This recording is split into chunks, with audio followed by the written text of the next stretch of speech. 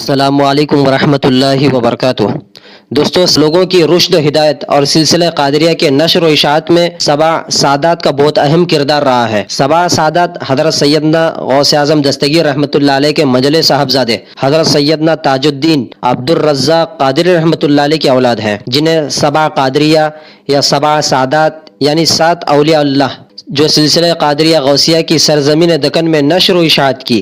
ان میں دوستو نمبر 1 حاجی الحرمین حضرت میرا سید یوسف محمد القادری الحموی البغدادی ابن میرا احسن الدین قادری بغدادی رحمۃ اللہ علیہ ہیں، جن کے مزار مبارک کی آپ زیارت کر رہے ہیں۔ نمبر 2 حضرت سید شاہ جلال الدین جمال البحر معشوق ربانی رحمۃ اللہ علیہ ہے، جن کا مزار مبارک ورنگل میں مرجع خلائق ہے۔ نمبر 3 حضرت میرا سید اسماعیل قادری رحمۃ اللہ علیہ، مزار مبارک نیلور میں ہے۔ نمبر 4 حضرت میرا سید شاہ رفیع الدین قادری رحمۃ اللہ علیہ ہے، مزار مبارک گار کی ٹیکری شیخ پیٹ حیدرآباد میں ہے۔ نمبر 5 حضرت سید شاہ عبدال میرا حسینی الحموی البغدادی رحمۃ اللہ علیہ، جن کا مزار مبارک لنگر ہاؤس حیدرآباد میں مرجع خلائق ہے۔ نمبر 6 حضرت سید الابدال علی میرا سید عبد اللطیف لاؤبالی قادری رحمۃ اللہ علیہ، مزار مبارک کرنول میں مرجع خلائق ہے۔ نمبر 7 حضرت میرا سید شاہ نور الدین اسحاق قادری ثناء اللہ الحموی رحمۃ اللہ علیہ، مزار مبارک کرنول میں مرجع خلائق ہے۔ دوستو، اس طرح سے حضرت سیدنا شیخ عبد القادر جیلانی محبوب سبحانی رحمۃ اللہ علیہ مجلس صاحبزادے سیدنا تاج الدین عبدالرزاق قادری رحمۃ اللہ علیہ کی اولاد کو سبع سادات یا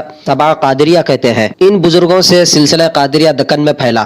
دوستو، قلعہ گلبرگہ کی جامع مسجد کے دامن میں آرام فرما رہے ہیں حضرت سیدنا شیخ عبد القادر جیلانی غوث اعظم دستگیر رحمۃ اللہ علیہ کے پوتے حضرت حاجی الحرمین حافظ سید محمد یوسف البغدادی رحمۃ اللہ علیہ۔ آپ کی ولادت مبارک ملک عراق بغداد شریف میں بتاریخ 7 رمضان المبارک 605 ہجری مطابق 1209 عیسوی کو ہوئی۔ آپ کے والد ماجد کا نام حضرت احسن الدین حسن سیف الدین ابو زکریا یحییٰ قادری رحمۃ اللہ علیہ ہے۔ آپ کا سلسلہ نسب پیران پیر غوث اعظم دستگیر رحمۃ اللہ علیہ سے یوں ملتا ہے: حضرت سیدنا حافظ و حاجی الحرمین سید محمد یوسف البغدادی رحمۃ اللہ علیہ بن حضرت احسن الدین حسن سیف الدین ابو زکریا یحییٰ قادری رحمۃ اللہ علیہ بن حضرت سیدنا حافظ سید ابی مسعود ظہیر الدین محمد صنو احمد قادری رحمۃ اللہ علیہ بن حضرت سیدنا محی الدین ابی نصر رحمۃ اللہ علیہ بن حضرت سیدنا امام الدین ابو صالح نصر قادری رحمۃ اللہ علیہ بن حضرت سیدنا تاج الدین عبدالرزاق قادری رحمۃ اللہ علیہ بن حضرت شیخ سیدنا عبد القادر جیلانی غوث اعظم دستگیر رحمۃ اللہ علیہ۔ آپ کے والد سید احسن الدین قادری ابو زکریا یحییٰ رحمۃ اللہ علیہ کے 4 فرزند تھے،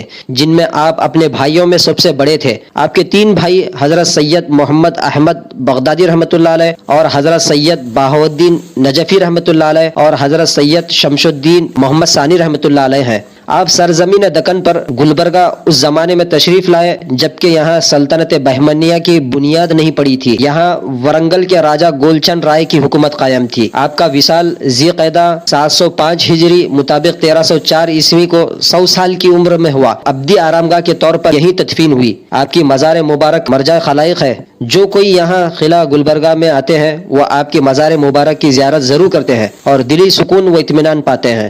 حضرت حاجی الحرمین حافظ سید محمد یوسف البغدادی رحمۃ اللہ علیہ اپنے بھائیوں میں سب سے بڑے تھے۔ آپ اپنے جد اعلیٰ حضور سیدنا غوث اعظم دستگیر رحمۃ اللہ علیہ اور اپنے والد ماجد کے انتخاب سے مستقل طور پر ہندوستان تشریف لائے اور دکن آ کر گلبرگہ کو اپنا مرکز قرار دیا اور یہیں مقیم ہو گئے۔ یہی پہلے قادری بزرگ ہیں جنہوں نے سلسلہ قادریہ اور تعلیمات غوثیہ کا مستقل مرکز دکن کو قرار دے کر پہلی خانقاہ قادریہ کی بنیاد رکھی۔ حضرت حاجی الحرمین حافظ سید محمد یوسف البغدادی رحمۃ اللہ علیہ کی آمد سے سرزمین دکن کا خطہ فیضان غوثیہ سے جگمگا اٹھا اور فیوز و برکات کا سمندر دکن کے ہر حصے کی طرف بڑھتا چلا گیا۔ آپ بمقام بغداد شریف پیدا ہوئے۔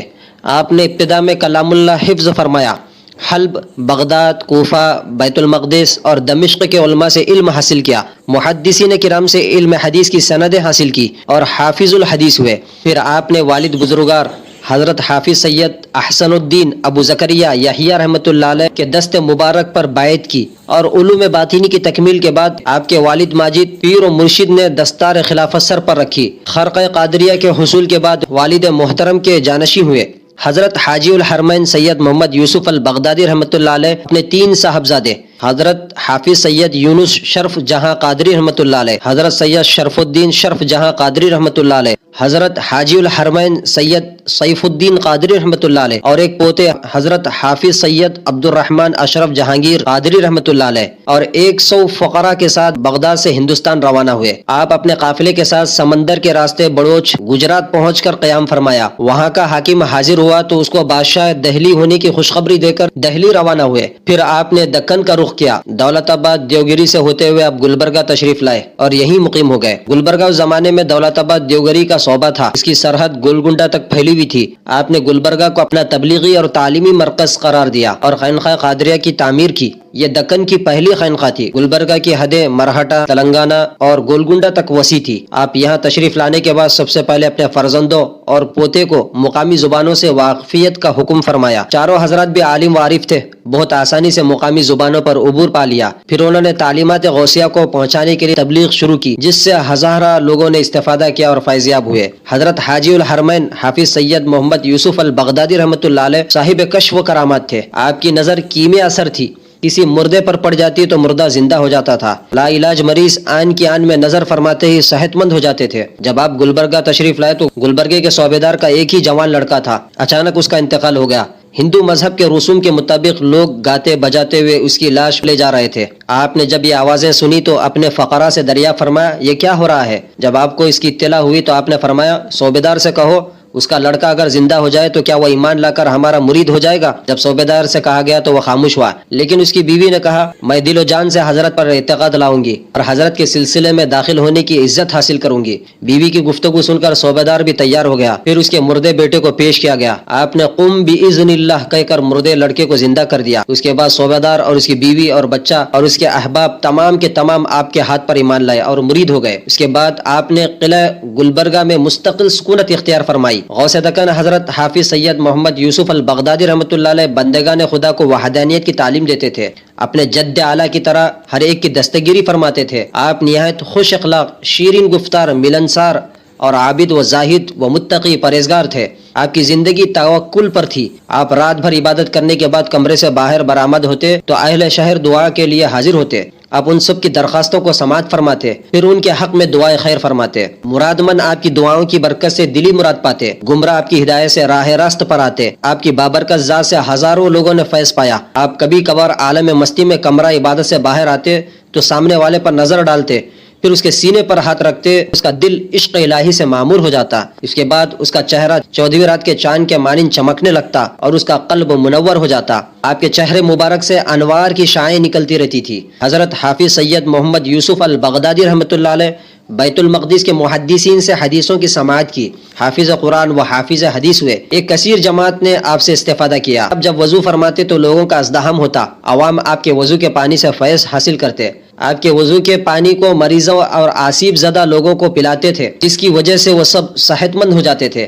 آپ کی ذات بابرکت سے دکن کے عوام کو کثیر فائدہ ہوا۔ آپ کا وصال مبارک گلبرگہ میں ذی القعدہ 750 ہجری کو ہوا۔